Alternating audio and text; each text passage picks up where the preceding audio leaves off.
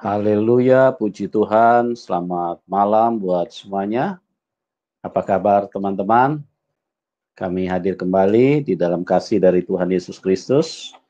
Karena Tuhan Yesus baik dan kami rindu kebaikan Tuhan itu bisa dinyatakan bagi banyak orang. Dan menjadi doa kami supaya teman-teman bisa mengalami Tuhan yang benar, mengalami Tuhan yang nyata agar hidup kita diubahkan dan dipersiapkan untuk masuk kepada kehidupan yang kekal. Tentu semuanya ini harus berjumpa dengan Tuhan yang benar.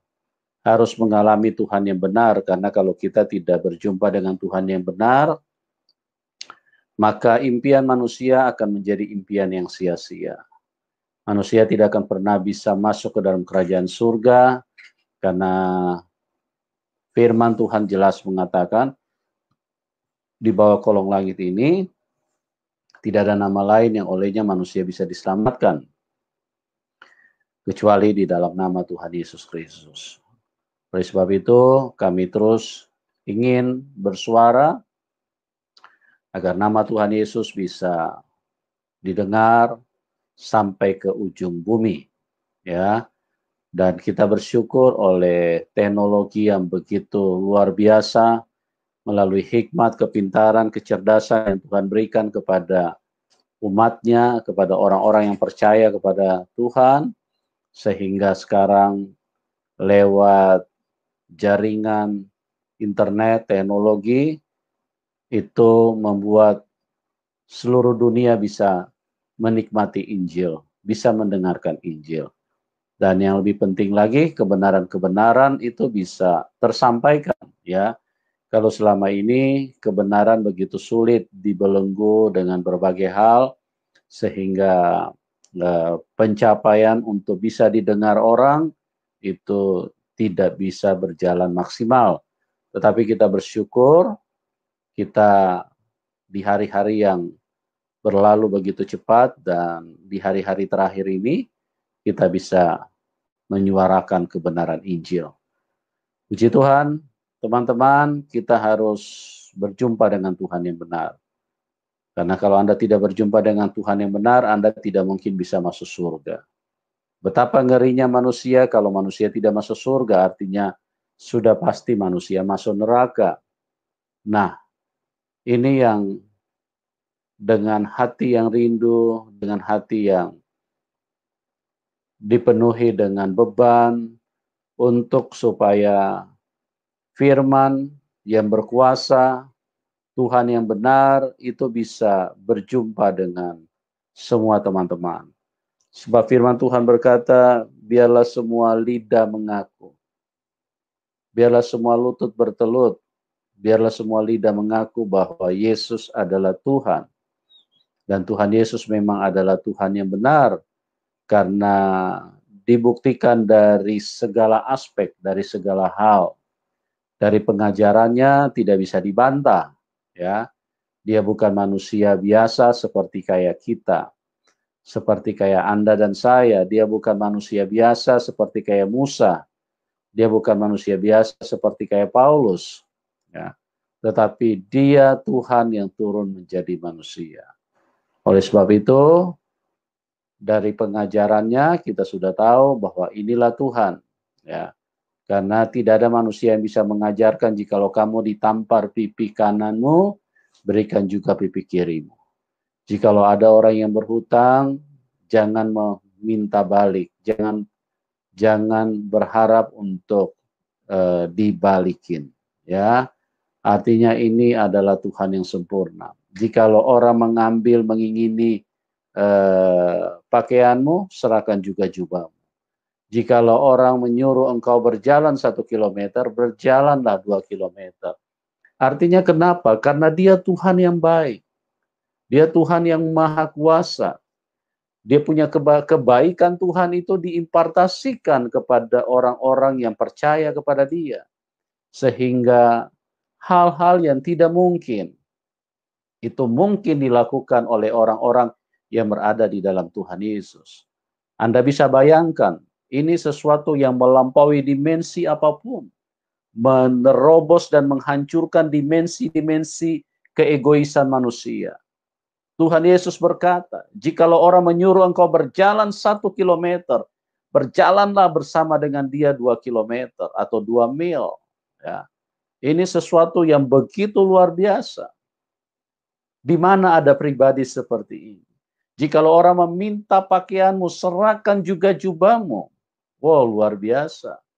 Artinya, supaya kebaikan Tuhan itu benar-benar bisa dirasakan oleh orang lain. Itu sebabnya bagi kita orang yang percaya kepada Tuhan, kita dipanggil untuk menjadi berkat. Nah, tidak ada satu nabi pun yang bisa mengajar seperti itu. Tidak ada satu rasul pun yang bisa mengajar seperti itu. Apalagi nabi yang palsu atau rasul yang palsu. Sangat mustahil bisa mengajar. Dan bagaimana mungkin orang bisa mengenal tentang Tuhan? Yaitu melalui pengajaran. Ya, terus kemudian banyak hal yang Tuhan ajarkan yang membuat kita terbelalak, mata terbuka lebar, dan kita terheran-heran dan terpesona betapa Tuhan itu adalah Tuhan yang sangat baik. Kasihilah musuhmu. Wow, luar biasa. Ya, kasihilah musuhmu, luar biasa. Berdoalah, mintalah berkat buat mereka. Wah, luar biasa. Ini pengajaran yang sempurna, berasal dari Tuhan. Ya, supaya orang-orang yang lain yang dipenuhi dengan kebencian, yang hatinya dipenuhi dengan amarah, karena mereka memunculkan rasa permusuhan yang besar, yang tinggi di dalam kehidupan mereka. Tetapi Tuhan hadir untuk memberikan damai, memberikan kasih-Nya. Makanya Tuhan mengajarkan, kasihi musuhmu, berdoa, minta berkat buat mereka. Wow, luar biasa. Anda mau cari di mana pribadi seperti ini? Semuanya ini ada di dalam Tuhan Yesus. Oleh sebab itu, kami sangat berhutang budi kepada Tuhan. Kami sudah merasakan kebaikan Tuhan. Kami sudah mengalami kebaikan Tuhan. Kenapa kami berdiam diri? Kenapa kami tidak bersuara? Nah, oleh sebab itu kami terus bersuara, kami terus menyampaikan, mensiarkan bahwa Tuhan Yesus adalah satu-satunya Tuhan. Dan Tuhan Yesus adalah Tuhan yang benar. Dari banyak hal, dari kasih-Nya, pengajarannya, kuasanya, tidak bisa dibantah. Mana ada manusia yang pernah berjalan di atas air? Tidak ada. Ya. Hanya Tuhan Yesus satu-satunya. Karena apa? Karena dia tidak mengalami gravitasi bumi. Dia tidak mengalami gaya tarik setan. Semua manusia kalau jalan di atas air, di atas lautan, pasti disedot ke bawah. Karena setan akan nyedot. Dia akan ditarik turun ke bawah. Karena memang tempatnya setan di bawah, alam maut di bawah. Itu sebabnya firman Tuhan berkata, waktu Tuhan Yesus turun ke dalam alam maut, dia turun ke dalam perut bumi selama 3 hari 3 malam. Wow. Luar biasa. Dia tidak mengalami gaya tarik setan.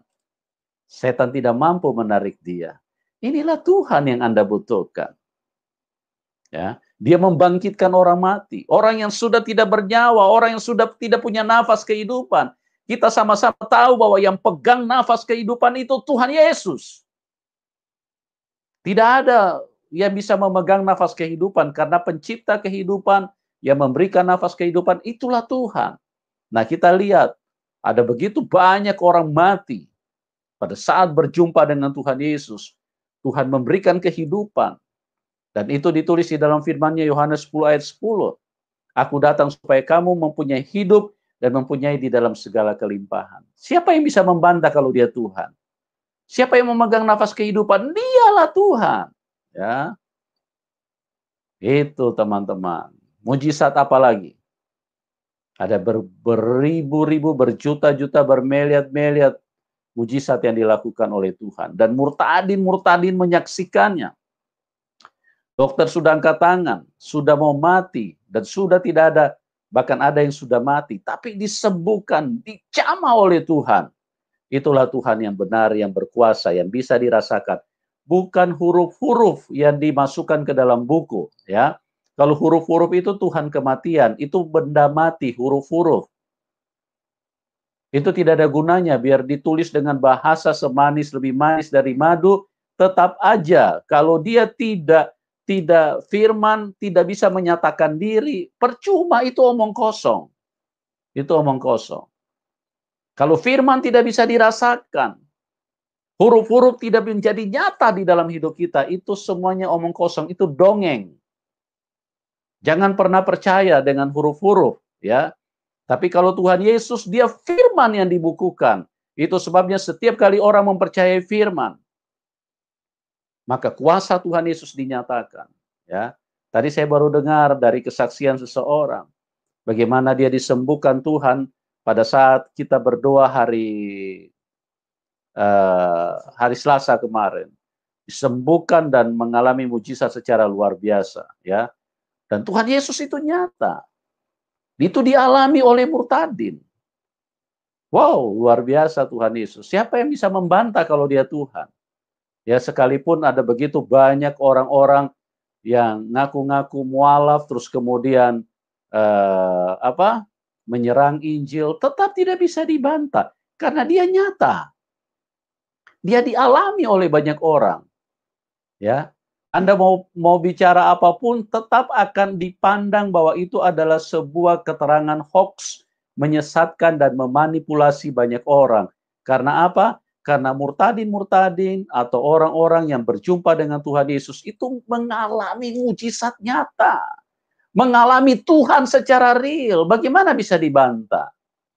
Nah, oke teman-teman, pada malam hari ini kita akan mengulas kembali tentang apa perbedaan antara mualaf dan murtadin, ya, supaya kita sama-sama jelas. Karena selama ini saya terus terang aja secara manusia saya cukup capek juga, ya, menyanggap penyesatan-penyesatan yang mereka berikan, dan mereka seringkali mengeluarkan pernyataan-pernyataan dusta, pernyataan-pernyataan yang membohongi, menipu umat, ya, dan mereka tidak memberikan keterangan yang benar, ya. Nah, untuk lebih jelas tentu saya tidak sendiri, saya akan berdiskusi kembali dengan seorang murtadin cerdas, yaitu Bapak Haji Muhammad Kaceh, ya. Kita sambut dulu Pak Muhammad Kaceh. Selamat malam. Selamat malam, salam sadar, salam kemenangan Pak Yusuf. Haleluya, salam sadar, salam kemenangan Pak. Bagaimana kabar? Puji Tuhan, kabar selalu baik, Tuhan Yesus selalu dipermuliakan. Amin, haleluya. Itu latar belakangnya Bapak itu teduh sekali, ya, sejuk sekali, warnanya biru. Benar. Itu pemandangan di mana itu Pak? Nah, itu di Pulau Patmos itu. Oh, di Pulau Patmos. Oh, ke Arab Saudi ya. Sana. Oh gitu. Abu Dhabi begitu. Kapan-kapan boleh tuh mampir ke sana tuh, bisa. Iya, boleh itu Abu Dhabi, ya. Luar biasa pemandangannya, ya, memberikan keteduhan, kesejukan. Iya. Pak Kaceh, malam hari ini kita akan kembali mengulas tentang perbedaan yang ada di dalam murtadin dan di dalam mualaf, ya. Karena dua-dua ngakunya ketemu Tuhan, ya. Mualaf kan katanya mendapatkan hidayah. Berarti kan ketemu Tuhan juga nih menurut versi mereka, kan. Nah, tetapi kalau murtadin kan juga pengakuannya sama, ketemu Tuhan juga. Jadi dalam Kristen lebih disebut, dikenal dengan petobat baru, orang yang sudah bertobat, orang yang sudah menjadi anak Tuhan. Nah, kita akan mengulas, kita akan mengorek supaya menjadi jelas bagi banyak orang, ya, ini kebenarannya di mana, karena dua kelompok ini sama-sama merasa ketemu Tuhan. Satu merasa mendapatkan hidayah, satu berjumpa dengan Tuhan Yesus, ya. Artinya ini sesuatu yang kita perlu perjelas. Kita angkat ke permukaan supaya menjadi jelas bagi banyak orang di mana letak perbedaannya, karena sama-sama mengaku ketemu Tuhan, ya. Nah, kita tentunya pada malam hari ini juga nanti kita akan buka link ya untuk supaya teman-teman yang merasa mualaf ya, yang ngaku-ngaku mendapatkan hidayah, silakan Anda masuk supaya kita bisa jelas ya. Jadi jangan sampai cuman keterangan-keterangan atau berita-berita hoax atau sesuatu yang menyesatkan banyak orang, sehingga orang-orang yang seharusnya selamat malah tersesat karena dengar keterangan-keterangan yang bohong, ya. Oke Pak Kacé, Anda mungkin bisa ulas dulu kira-kira perbedaannya apa Pak? Bapak kan murtadin nih. Nah, dulu yang mualaf-mualaf itu kira-kira apa dasarnya mereka sampai mereka mengatakan mereka dapat hidayah Pak? Silakan Pak Kacé. Baik, terima kasih Pak Yusuf Manubulu. Terima kasih. Salam sadar. Assalamualaikum warahmatullahi wabarakatuh. Alhamdulillah Yesus Rabbil Alamin. Segala puji dinaikkan ke hadirat Tuhan Yesus Bapa di sorga, yang layak ditinggikan, diagungkan, dipuji dan disembah. Dalam kesempatan ini saya tidak lupa menyapa para penggemar, penonton YouTube channel Muhammad Kacé dimanapun Anda berada, dari Sabang sampai Merauke, di seluruh Indonesia, bahkan seluruh dunia. Juga bahkan yang ada di luar negeri, saya menyambut salam sadar. Juga kepada teman-teman yang setia mendengarkan channel Muhammad Kacé, saya terima kasih kepada hambanya Pak Yusuf Manubulu, juga dan tim dan krunya yang saya hormati dan saya muliakan. Baik, kita di sini akan berbicara jadi mualaf pengakuannya mendapat petunjuk. Saya iyahkan. Jadi mualaf mendapat petunjuk kepada Islam, kepada agama Islam, kepada hukum Islam, kepada syariat Islam, kepada pelajaran Arab. Cuma di sini saya akan beritahukan bahwa agama Islam ini adalah agama politik yang ingin menguasai masyarakat Indonesia, agar masyarakat Indonesia bertekuk lutut kepada pengajaran-pengajaran dari Arab. Mualaf mendapat petunjuk untuk menjadi marketing Arab, pelajaran Arab, bahasa Arab, produk Arab, budaya Arab, korma Arab. Nah, itulah kerjaan mualaf, bela mati-matian, bela agama, menjadi marketing agama Arab, tidak memikirkan keluarga saudaranya, tidak peduli negaranya jadi kacau. Nah, itu mualaf mendapat hidayahnya menjadi pemain politik, ya. Pemain politik. Beda dengan mualaf murtadin. Kalau murtadin mendapat petunjuk ke jalan yang lurus. Kalau tadi mualaf mendapat petunjuk kepada agama Islam, tapi siang malam menanyakan jalan yang lurus. Ihdinas siratal mustaqim minimal dibaca 17 kali sehari semalam, meminta petunjuk jalan yang lurus. Logika kita, bagaimana mungkin orang mendapat hidayah kok masih menanyakan jalan yang lurus? Itu logikanya, kalau punya logika, kalau punya akal pemikiran. Bagaimana mungkin orang belajar berbahasa Arab kok bisa masuk surga? Kan aneh. Muhammad sendiri tidak masuk surga.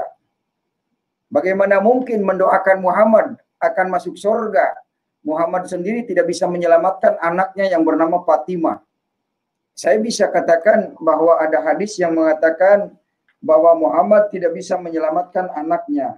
Sehingga Muhammad berkata, "Wahai Fatimah anakku, banyak-banyaklah kamu berbuat baik karena aku tidak bisa menyelamatkan kamu. Nah, jadi Muhammad tidak bisa menyelamatkan anaknya, bagaimana mungkin bisa menyelamatkan umatnya yang orang Indonesia yang cuma ngaku-ngaku jadi mualaf. Kelihatan mualaf berbohong, sering menyampaikan ayat-ayat Alkitab yang isinya salah. Sering menyampaikan ayat-ayat Al-Quran yang tidak sesuai dengan pertanyaan. Menjawab dengan ayat Quran yang tidak sesuai dengan pertanyaan. Itulah akibat orang mendengarkan ilmu dari katanya, kata gurunya. Kemudian didalilkan lagi, ternyata tidak nyambung. Tapi itu bagus untuk menyatakan bahwa itulah Islam. Salah dianggap benar. Karena Islam itu tidak tahu yang benar, tidak tahu yang salah. Kenapa saya katakan demikian? Masa pelaku kejahatan, kekejian, membunuh, membinasakan, menghentikan gereja sedang ibadah, apakah itu dianggap benar? Kalau memang itu dianggap benar, berarti Islam tidak paham benar dan salah. Para mu'alaf tidak tahu benar dan salah. Sehingga kitab hadis dibilang firman Allah. Kitab kuning dibilang firman Allah. Itu namanya orang tidak tahu firman Allah. Kalau yang murtad tahu yang kebenaran. Mana firman Allah? Alkitab, Injil yang sempurna. Sementara kitab Injil tidak perlu diterjemahkan kitab lain. Sekali konsepnya Alkitab, tanya jawab dari Alkitab, jawabnya juga dari Alkitab. Itulah kitab yang sempurna.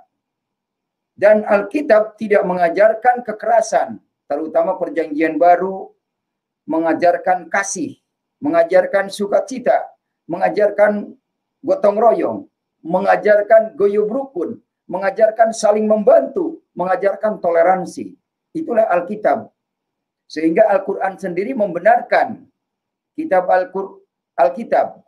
Sebagaimana dikatakan dalilnya surat 3 Ali Imran ayat yang ketiga. Bunyinya begini. Nazzala alaikal kitaba bil haqqi musaddiqan lima baina yadayhi wa anzala taurata wal injil.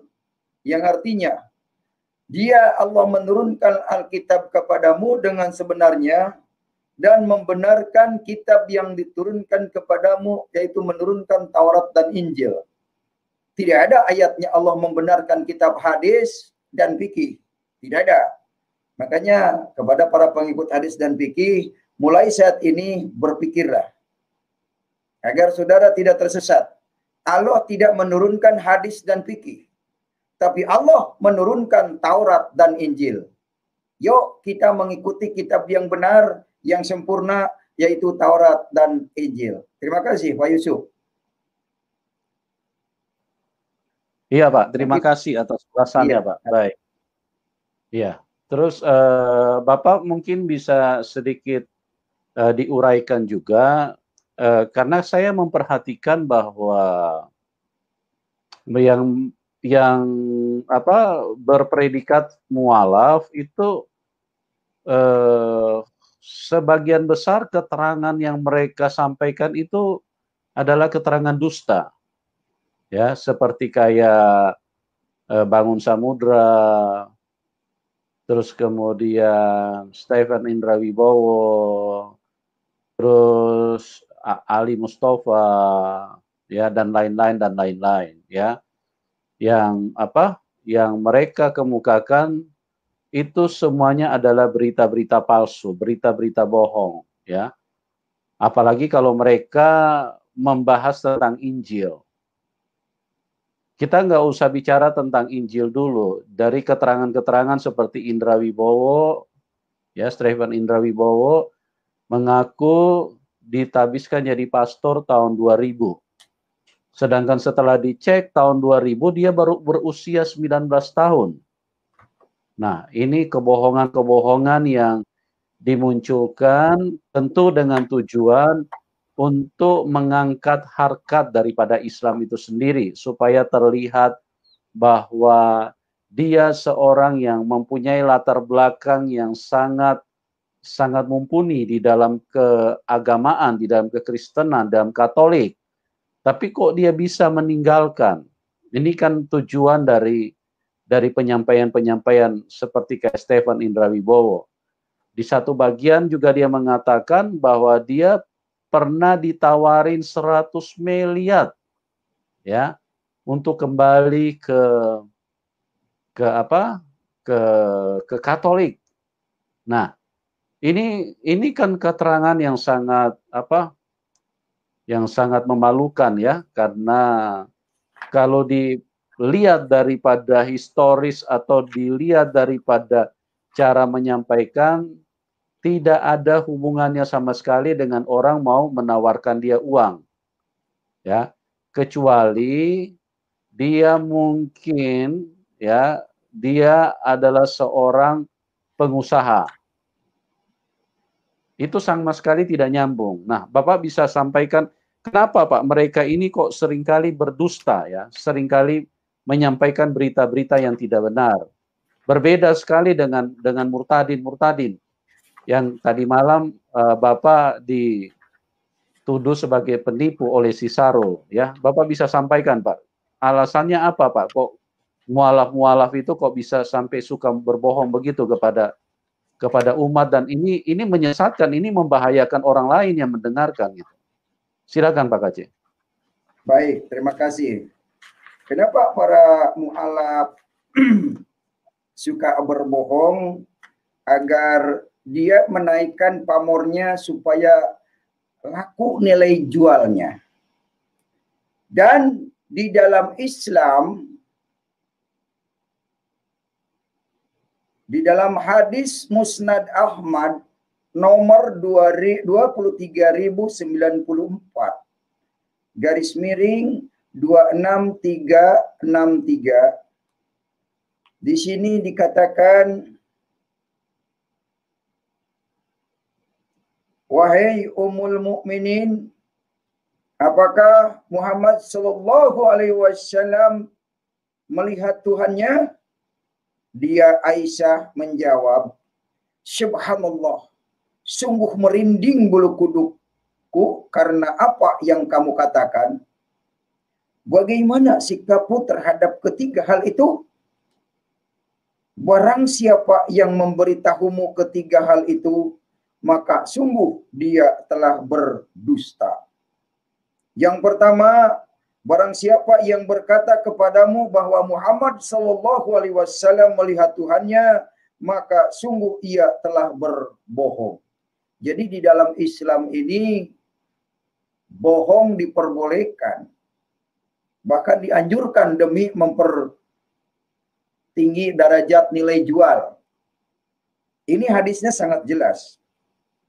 Di dalam Islam, boleh berbohong demi kepentingan pribadi, demi keselamatannya. Yang kedua, kemudian ia membaca, dia tidak dapat dicapai oleh penglihatan mata. Sedang dia dapat melihat segala yang kelihatan. Tidak mungkin bagi seorang manusia pun bahwa Allah berbicara dengan dia kecuali dengan perantaraan wahyu atau di belakang tabir. Yang kedua, barang siapa yang mengabarkan kepadamu tentang sesuatu yang terjadi esok, maka sungguh ia telah berdusta. Kemudian Aisyah membaca, sesungguhnya Allah hanya pada sisinya lah sajalah pengetahuan tentang hari kiamat, dan dialah yang menurunkan hujan dan mengetahui apa yang ada dalam rahim. Yang ketiga, barang siapa yang mengabarkan kepadamu bahwa Muhammad telah menyembunyikan wahyu, maka sungguh ia telah berdusta.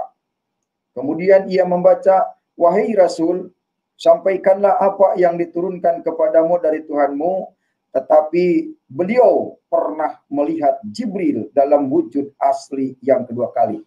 Saudara yang dikasihi Tuhan, inilah ayat yang mengajarkan di dalam Islam ini boleh berdusta.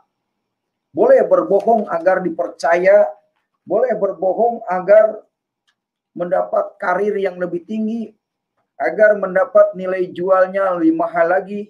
Bagaikan artis, dia berbohong, ngaku-ngaku gelar doktor, ngaku-ngaku anak kardinal, biar yang ngetop-ngetop, biar lebih percaya. Tapi dunia sekarang, zamannya dunia transparan.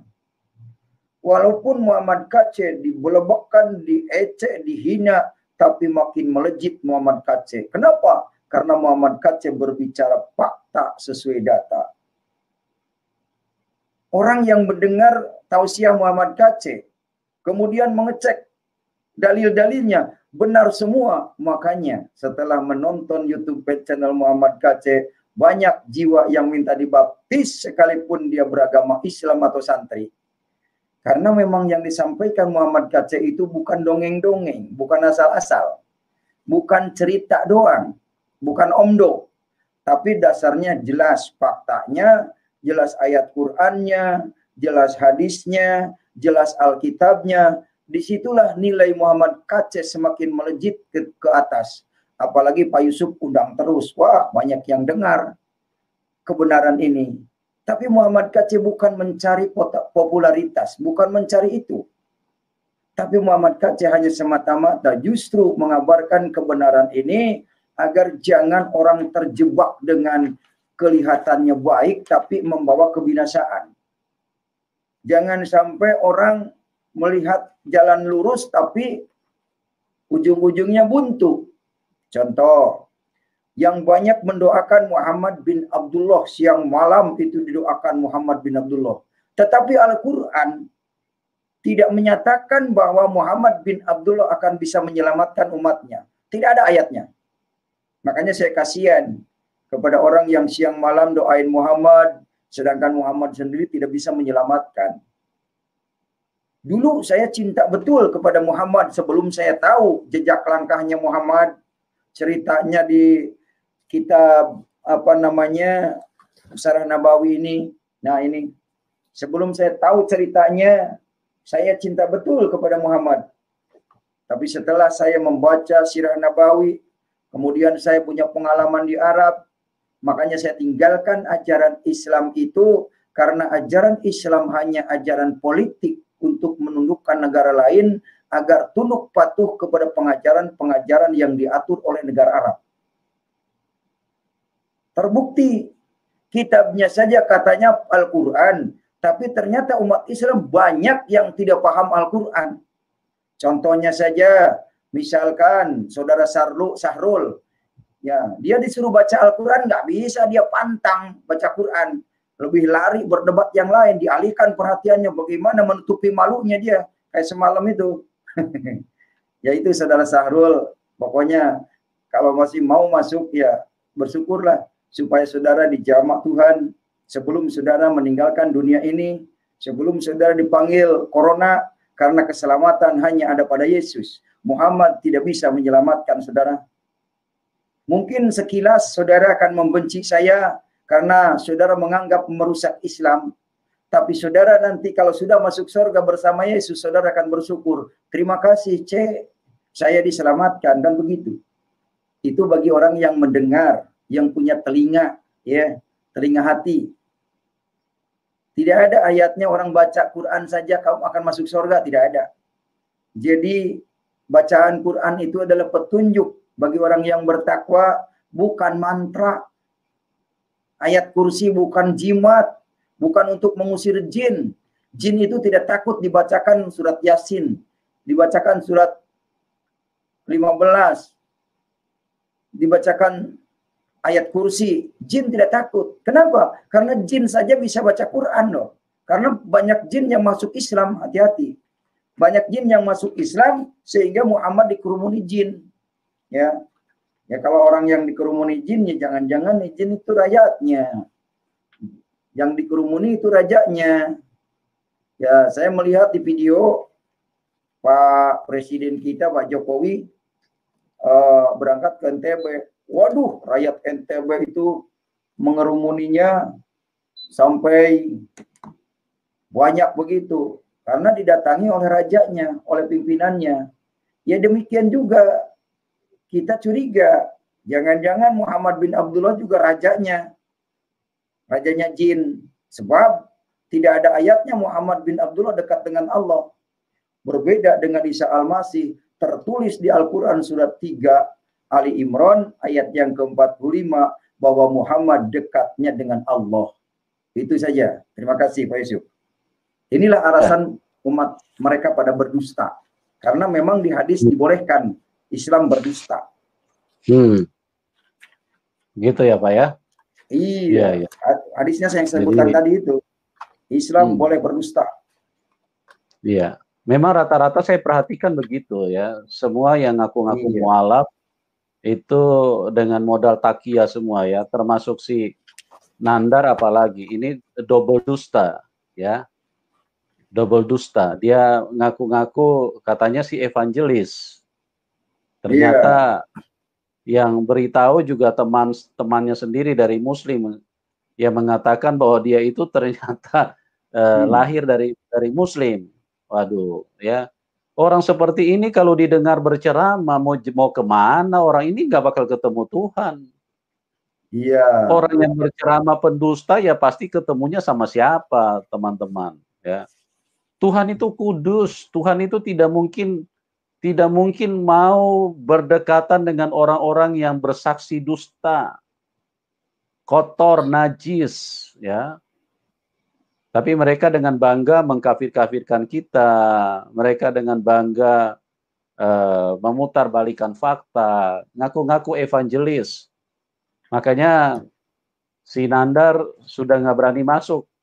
Karena saya dari dulu saya selalu tekankan, kamu jangan ngaku-ngaku evangelis. Karena saya tidak pernah yakin gitu loh. Bahkan saya tantang dia mau kasih uang 2 juta kalau dia bisa buktikan dia dari gereja mana gitu. Ternyata akhirnya temannya sendiri yang bongkar kalau dia itu ternyata bertakia, berbohong, ya. Ya, begitulah Pak Kaceh. Artinya ya. Pak, satu lagi nih saya mau tanya Pak ini. Kalau apa namanya? Kalau di Islam itu kalau membaca Quran memang benar Pak, dapat pahala, bisa masuk surga. Ya benar sih, cuma katanya, kata ulama, kata ustadz, katanya Mansur kayaknya ini. Katanya lebih baik mati daripada harus berpisah dengan dirimu. Itu lagu Mansur enak. Kalau kata ustadz cuma katanya doang. Katanya dapat pahala, ustadz sendiri tidak tahu pahala. Seperti apa itu pahala? Sampai saat ini tidak ada seorang pun ustadz yang bisa menjelaskan pahala karena ceritanya nanti di akhirat. Karena tidak ada orang yang sudah di akhirat balik lagi ke dunia. Maka saya bilang, iya, saya pesan dulu ke Ihsan Mokoginta. Ihsan Mokoginta kalau di sana di Kerubunin Bedari bilangin ke saya supaya biar saya balik lagi. Enggak ada sampai sekarang, enggak ada surat dari Ihsan Mokoginta. Atau Tengku Jul. Bilangin enggak di Kerubunin Bidadari 4.500. Enggak ada. Jadi dalil Arab itu menceritakan Arab supaya tidak dituntut di dunia. Makanya Habib Rizik mengatakan kepada hakim sampai ketemu di pengadilan akhirat. Akhirat itu nggak ada pengadilan. Yang ada tempat kembali neraka kekal. Innal mujrimina fi adzabin nari jahannam khalidun.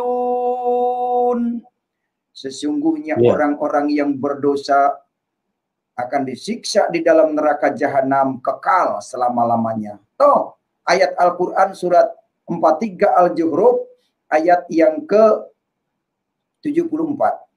Di situ jelas, orang berdosa sekali neraka kekal di neraka. Tidak ada setelah di neraka akan masuk surga. Makanya Ustadz ditanya di mana ayatnya orang sudah masuk surga akan kembali ke neraka. Hanya cucian doang neraka. Di mana ayatnya? Nggak ada yang bisa menampilkan ayat sampai saat ini. Apalagi Rahmana Raja cuma modal ngeyel. Katanya ngomong di channelnya si Aditya. Muhammad kece nggak bisa jawab katanya ditanya sama saya. Dia sendiri yang nggak bisa jawab ditanya. Di mana ayatnya orang masuk neraka akan kembali ke surga? Tidak ada di Al-Quran. Muhammad sendiri tidak ada ayatnya masuk surga. Karena Muhammad mati di Madinah nggak bangkit lagi. Nah, kalau ngomong seperti ini dianggap menista agama, menghina agama Islam. Ya memang adanya seperti itu. Ya harus kita katakan. Dan dasar dalilnya ada. Saya bicara itu berdasarkan dalil. Gitu. Iya. Tidak mengada-ngada. Jadi sebetulnya Iya Pak Kaceh. Sebetulnya yang menista ini sebetulnya Al-Quran itu sendiri dan Muhammad. Iya, Karena coba kalau kita perhatikan ya teman-teman ya, seperti kemarin keterangannya si Sarul, bahwa kenapa Tuhan Yesus yang akan turun? Ya katanya karena banyak orang yang mentuhankan dia. Ya. Nah ini kan penistaan luar biasa, menjatuhkan wibawa Tuhan, yang Tuhan dari sononya yang menciptakan semua manusia termasuk si Sarul dia ciptakan, tapi kok ada satu pemahaman yang merendahkan Tuhan. Ya. Ini kan sebetulnya Islam ini kan, Al-Quran ini kan penistaan luar biasa mereka ini. Baru kalau ini mereka memutarbalikkan fakta seolah-olah orang Kristen. Kita ini hanya meluruskan, kita ini hanya menyangga keterangan-keterangan yang tidak benar yang mereka muat di dalam Al-Quran. Itu kafirlah orang yang menyebut Isa sebagai Tuhan. Nah, apa urusannya dengan kalian? Kalian menista Tuhan orang lain, menista Tuhan yang sebenarnya, tapi kalian tidak pernah merasa berdosa, tidak pernah merasa bersalah. Itu teman-teman ya. Jadi jelas ya bahwa penistaan itu berasal dari Al-Quran itu sendiri dan dari dari ajaran yang dibawa oleh Muhammad ya. Belum lagi ayat-ayat yang lain untuk istilahnya ayat-ayat kekerasan yang boleh tumpahkan darah seperti yang Pak Kaceh bilang di di hadis kemarin ya Pak ya. iya. Mencegah nyawa kalau tidak bersahadat. Seperti itu ya Pak hadisnya kemarin. Iya. Benar. Iya. Ini boleh saya bacakan nih hadisnya Pak Yusuf? Boleh, silakan. Nah, di dalam hadis Sunan At-Tirmidzi nomor 2537 31 garis miring 3891 Abu Hurairah dia berkata Rasulullah Shallallahu Alaihi Wasallam bersabda, saya diperintahkan untuk memerangi manusia hingga mereka mengucapkan tidak ada Tuhan yang berhak disembah selain Allah. Apabila mereka mengucapkannya, maka mereka telah menghalangiku untuk menumpahkan darah dan merampas harta mereka. Nah, ini jelas Muhammad mengancam orang Khaybar kalau tidak mengucapkan 2 kalimat syahadat dibunuh, ditumpahkan darahnya. Ya, Muhammad Kece juga hampir-hampir jadi korban. Untung Muhammad Kece cerdik dan dibimbing oleh malaikat-malaikat dari surga, makanya 6 kali akan jadi korban, tapi puji Tuhan selalu diselamatkan oleh Tuhan Yesus karena tugas saya berkhotbah di dunia maya, di dunia YouTube, agar orang semua tahu bahwa Muhammad ini adalah pengancam orang Khaybar. Sebagaimana dikatakan hadis Sunan At-Tirmidzi nomor 2531. Ini jelas sumbernya. Hadis. Atau hadis Sahih Muslim nomor 30. Di sini juga dijelaskan telah menceritakan kepada kami, sedang 2 orang lainnya berkata, telah mengabarkan kepada kami Ibnu Wahab, dia berkata telah mengabarkan kepada kami Yunus dari Ibnu Syihab, dia berkata telah menceritakan kepada kami Sa'id bin Musayyab bahwa Abu Hurairah mengabarkan kepadanya bahwa Rasulullah Shallallahu Alaihi Wasallam bersabda, aku diperintahkan untuk memerangi manusia hingga mereka mengucapkan tidak ada Tuhan yang berhak disembah melainkan Allah. Maka barang siapa yang mengucapkannya tidak ada Tuhan yang berhak disembah, maka sungguh dia telah menjaga harta dan jiwanya dari seranganku. Jadi Muhammad itu selalu menyerang setiap daerah. Sekarang Indonesia diserang lagi oleh pengikut Muhammad agar Indonesia itu menerapkan hukum syariat Islam. Presiden diserang, ya, istana didemo berjilid-jilid. Itu sudah kelihatan bahwa mereka itu maunya menyerang setiap daerah, setiap negara. Demikian hadis Sahih Bukhari nomor 24 juga berkata, aku diperintahkan untuk merangi manusia hingga mereka bersaksi tiada Tuhan yang berhak disembah kecuali Allah dan Muhammad utusan Allah. Nah, ini pemaksaan dua kalimat syahadat. Jika mereka lakukan yang demikian, maka mereka telah memelihara darah dan harta mereka dari seranganku. Ini jelas hadisnya. Ini jelas hadisnya. Ya, saya print nih hadisnya. Silakan buka. Kalau mau dengar, nomornya jelas. Saya sebutkan ya. Nomor hadis Sahih Bukhari nomor 24. Bahwa Muhammad diperintahkan untuk orang manusia. Makanya Islam maunya perang mulu, demo berjilid-jilid. Ya, nah itu karena ajaran hadis. Jelas ya, Pak Yusuf? Terima kasih.